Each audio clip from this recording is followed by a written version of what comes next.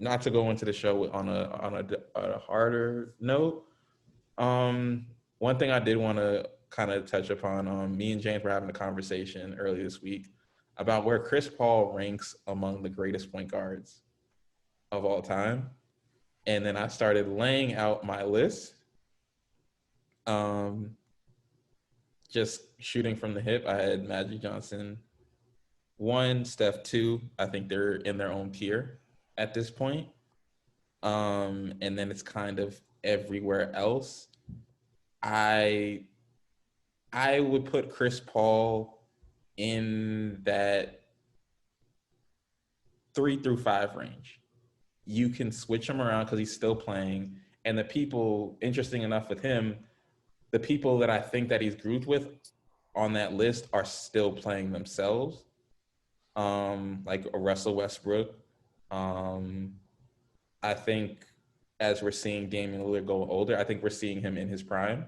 And I think one of the hard things with ranking Damian Lillard is in comparison to all those other people, I don't know if Damian Lillard has in Chris Paul to an extent.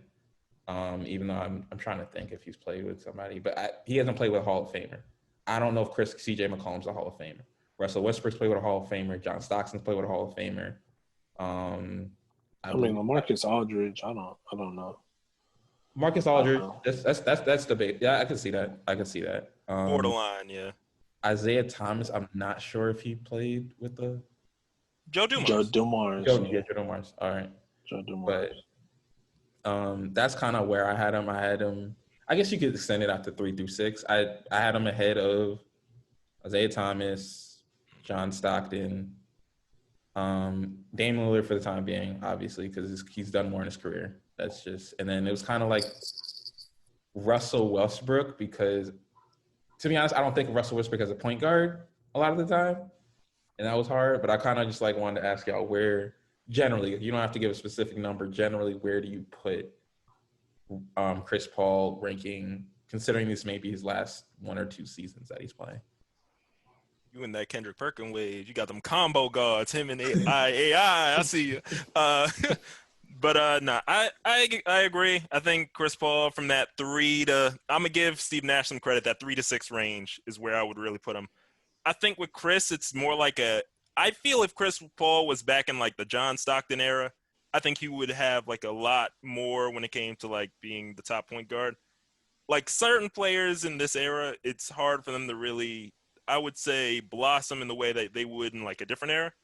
Like I think DeMar DeRozan is like a key example of that. Like if you put him back when 3-point shooting was barely practiced, I think he would be like one of the top players in the league. Maybe not the top, absolutely not the top, but I do think he would be appreciated a lot more instead of a league where, you know, threes are essentially become integrated in the game. So he's kind of seen as like, yeah, whatever. But yeah, I think Chris Paul is really good. I just think he's never really had the ability for a team to push behind him. Like the closest was like the Lob City Clippers. Yeah, so, that was probably the closest, and yeah, they blew it. But we won't go into it. Yeah, but yeah, that's just my opinion. This one's tough. I don't really agree with you guys like that much. I think Chris Paul is up there for sure. Like obviously all-time great point guard. Definitely Hall of Famer. Was definitely one of the best point guards in the league for all of his run, if not the best point guard in the league until Steph came along. So obviously Magic and Steph are their own tier. Chris Paul, I got him in between like Jason Kidd and, you know, maybe Stockton. Although Jason Kidd, you know, went to back-to-back finals, and I don't think Chris Paul has done anything like that. You know, I think some of our regional biases are showing because like we don't really talk about Isaiah as much, but I think Isaiah, I mean, he's another one who has the jewelry, you know, for sure. So I mean, you got to put him with Chris Paul, although like it's like stats versus winning at that point. because all the analytics say that Chris Paul is like a top 3 point guard or really a top 10 player all time. If you look at PER, he hit a 30 PER, I think, in '08 or sometime around there. And the only people who've hit like a 30 PER are like LeBron, Michael, maybe T-Mac one season, I want to say. But yeah, I don't necessarily think he's all the way up there, but I want to say that if you're looking for stats, like he'll give you that, but in terms of like a point guard, in terms of like little guys, he hasn't led a team the way like Iverson did or the way Isaiah did, or he hasn't even had those moments like Isaiah in '87, threw away the ball, threw it to Bird, and, they lost the series. '88, he plays on that broken foot or that pull muscle or whatever, the ankle sprain, and he almost wins the series for him. And then '89 and '90, they win it. They win it all. So, like, he's, definitely an ankle sprain away from a three-peat. And not to mention, like, he was in battle after battle in the '80s. We're talking about, like, playoff pedigree that, that runs a decade almost. And I don't think you see that with Chris Paul. And I mean, I really like Chris Paul. I think, he's one of the players I grew up with, but I don't think it's really as much as people say. And then you got Chris Paul against the usage guys of his era. So like Westbrook, Lillard, and Curry that, score more, that are score first point guards. And we could see his impact not be as much as those guys. For example, like Russell Westbrook won an MVP. Steph Curry has won 2 MVPs. And even while he was in the league back there, or during, like, I would say his peak, like '08 to 2010, like Steve Nash was winning MVPs. So, I understand that maybe he should have won in 2008, but I can't really say that Chris Paul has played at a level that those guys have played at.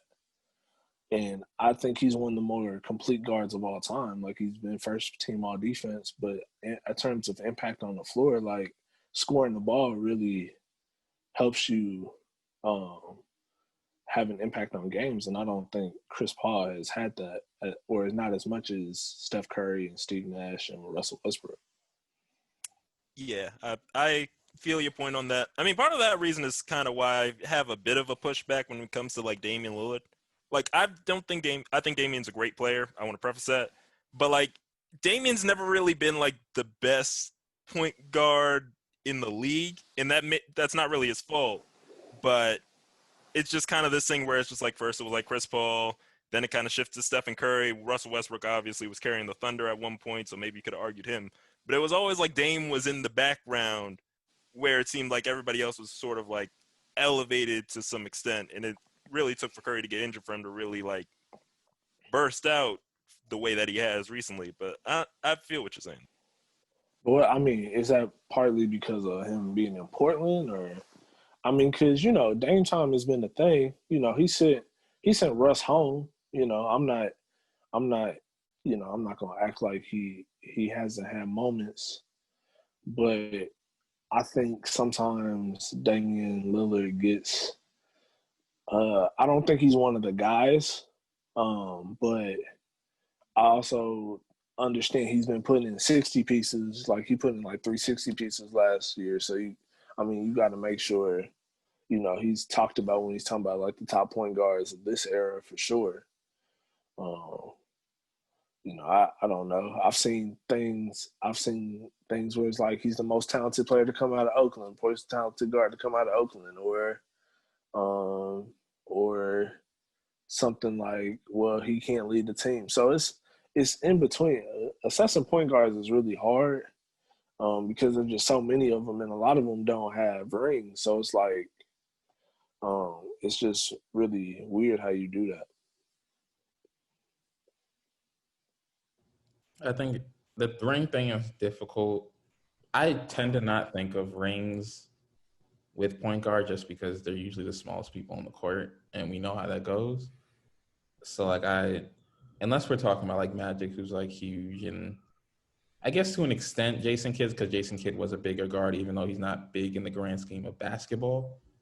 But like I typically try not to use that as a reason not to think about like because had say the Clippers had won that series and gone to the Western Conference Finals, but they hadn't won the finals, I really wouldn't hold that against them because it's just like there's only so much you can do. Um, but yeah, that's kind of just where I was at with it. I think he's top 10. It's just a matter of where you're putting him on that